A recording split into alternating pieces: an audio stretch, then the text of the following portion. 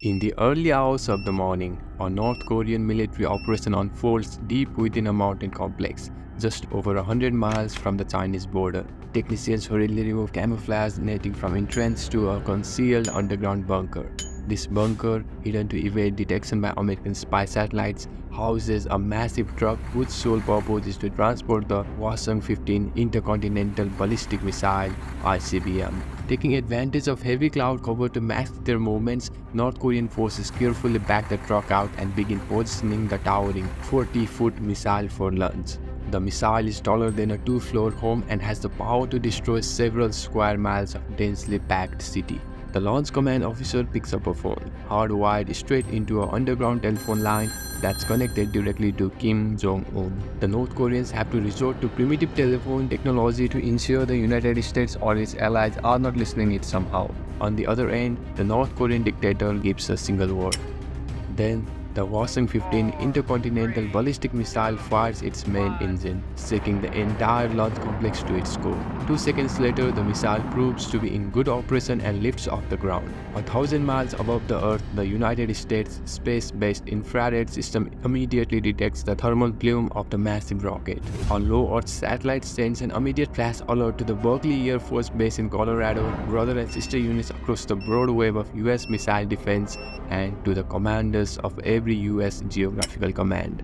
A second US satellite in a geostationary orbit confirms the thermal signature of a large ballistic missile and chirps a second emergency alert. The massive Hwasong-15 has punched several hundred feet through the clouds and into the open sky. The US satellites immediately begin to compare the thermal signature of the North Korean rocket with a large onboard library of known missile launches. In less than a second, there is a match with two different Hwasong-15 test launches from the late 2010s. The confirmed match is immediately sent to US Space Command. The North Korean missile is now twice as high as a commercial airliner, and its main rocket engine is still going strong. By now, Space Force personnel have confirmed the launch as authentic.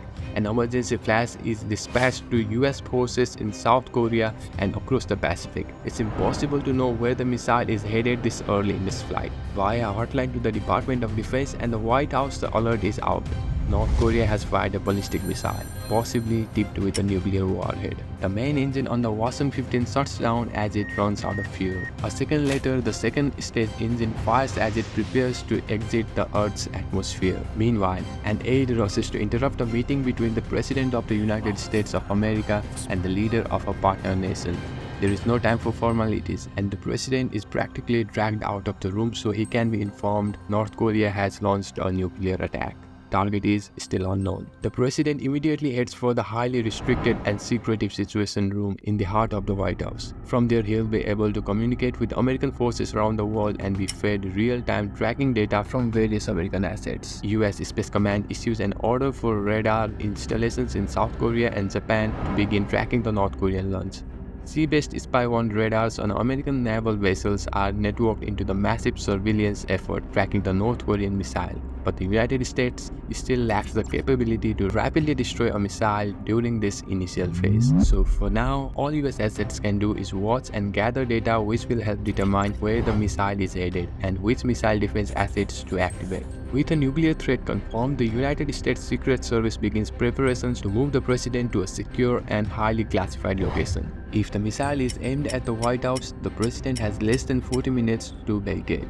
US terminal high-altitude defense batteries in South Korea, Guam, and Hawaii are activated. Their powerful A and DPY-2 radars begin sweeping the sky for signs of the threatening missile. At this point, every defense system of United States is activated. It has now become clear from the missile's trajectory that this is not an attack against forces in South Korea or Guam. Japan is also ruled out as target. Hawaii or rest of the US mainland remains a likely target. The US president is notified that based on the missile's trajectory and speed, this is not a test of a new missile. All the data points to this being a legitimate launch against American forces. Given North Korean capabilities, it's likely this is an attack against either Hawaii or the American West Coast. The president authorizes the use of ground-based interceptors against the incoming threat and orders US Navy ships near Hawaii or the American West Coast to move into positions to best protect major population centers. Across the United States, a fleet of specially modified aircraft is put to the air. These big planes are loaded with communications gear and hardened against electromagnetic pulses. They are known as doomsday airplanes because it's their job to ensure that the President of the United States can remain in contact with all US military forces even in the event of a massive nuclear strike against the homeland. The plane will fly high enough to avoid being caught up in the destruction below and provide a direct airborne link between each other at surviving space and ground stations across the world. They will not come back down until the crisis is over, with a special fleet of aerial tankers dedicated to keeping them fueled and flying. For the moment, they settle into an orbital pattern across the west coast, the east coast, and the American heartland. Troop recall orders are issued for American units across the world, informing soldiers they must drop whatever they are doing and immediately report for duty. Nuclear-capable aircraft are prepared for a possible nuclear mission, and nuclear munitions are prepared for possible loading and launch. Deep into the darkest recesses of the world's oceans, the American nuclear ballistic missile submarine fleet makes its own preparations to rain down apocalypse on the President's command. The second stage of the Washington missile runs out of fuel. The payload detaches from the second stage and using chemical-powered thrusters adjusts its course and heading. The missile is now flying unpowered, riding the incredible momentum built up by the massive two-stage rocket and moving as much as 4.2 miles a second. Based on this new data, Hawaii is ruled out as a target. Current speed and elevation dictate that the hit on the southern American west coast is likely. The American president is rushed out of the Situation Room and to Marine One, his personal helicopter. Rather than head to a predetermined shelter, the president opts to instead board Air Force One. From Air Force One, he will be safe from the ground effects of nuclear blast and be able to remain in contact with the rest of the military and government. US and South Korean special forces stationed in South Korea and Japan are mustered and rushed to armories in preparations for a strike into the north. These elite units have been kept at high readiness due to recent hostilities from the north. They have one mission: infiltrate known North Korean nuclear sites and neutralize them from within. 4 GBIs lift up from their silos in the California desert. The missiles will fly not at where the North Korean nuke is, but rather where it will be when they intercept it with a dumb kinetic warhead that will destroy the enemy nuke through a sheer kinetic energy. US interceptors are now in space and speeding towards the calculated intercept point with the North Korean warhead. Updated tracking data reveals that the likely target is Los Angeles. The first wave of US Special Operations Forces are given the green light from the American president and take off in their modified Black Hawk helicopters. Other ground attack aircraft based in South Korea are already on their way to other targets, intent on destroying any ability for North Korea to launch a second attack. The US president boards Air Force One. Upon arrival, he asks the United States Congress for a formal declaration of war with North Korea. The North Korean warhead suddenly breaks up into multiple small fragments as it ejects a cloud of highly reflective chaff. This metallic confetti is meant to confuse radar systems and make it harder to target the warhead. The warhead is now in 8 pieces. Each piece could be a separate warhead or could be a decoy meant to distract missile defense systems away from the actual warhead. US ground and space-based radar struggle to pick out the real warhead from the possible decoys from within the threat cloud. If they fail, millions of people will die. Using extremely precise measurements, the dummy warheads are singled out. Because of North Korea's inexperience with MIRV warheads and the use of decoys, the dummy warheads don't quite match the profile of a real warhead perfectly as it flies through the space. With a good intercept solution, the GBIs detach their exo-atmospheric kill vehicle. It will take 6 minutes for them to reach their target. There's nothing anyone can do now but pray.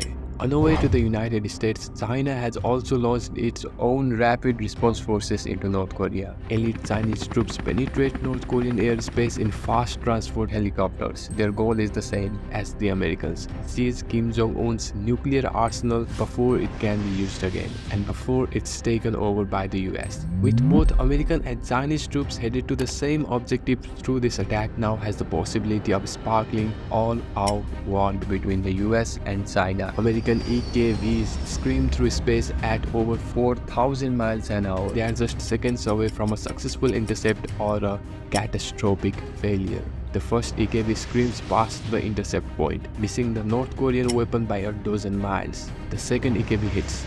Nothing. It too misses the North Korean warhead by over 3 miles. A second after the second EKV, the third strikes its target true. The impact produces a bright flash in the sky for a brief second. Nuclear detonation requires a precise chain of events, so the impact of the interceptor does not set off a nuclear explosion. Multiple ground stations and ship-based radar assets all confirm the good news. 2 misses followed by a direct hit. The threat has been neutralized and the remaining dummy warheads will burn up in the atmosphere. The American president receives the good news aboard Air Force One. Despite this threat being over, he will not order a return to the White House. This conflict has just begun and more nuclear attacks are possible at any minute from North Korea. On the ground half a world away, the South Korean and US armies are preparing for the costliest war since World War II. American warplanes are ready en route to the Hermit Kingdom, preparing to drop tens of thousands of pounds of high explosives on suspected nuclear sites. And special forces from both the US and China are racing each other to seize Kim Jong-un's nuclear arsenal. On the border, the North Korean army is finally making its opening gambit and over 1,000 pieces of artillery begin to rain hell down on the South's defenders.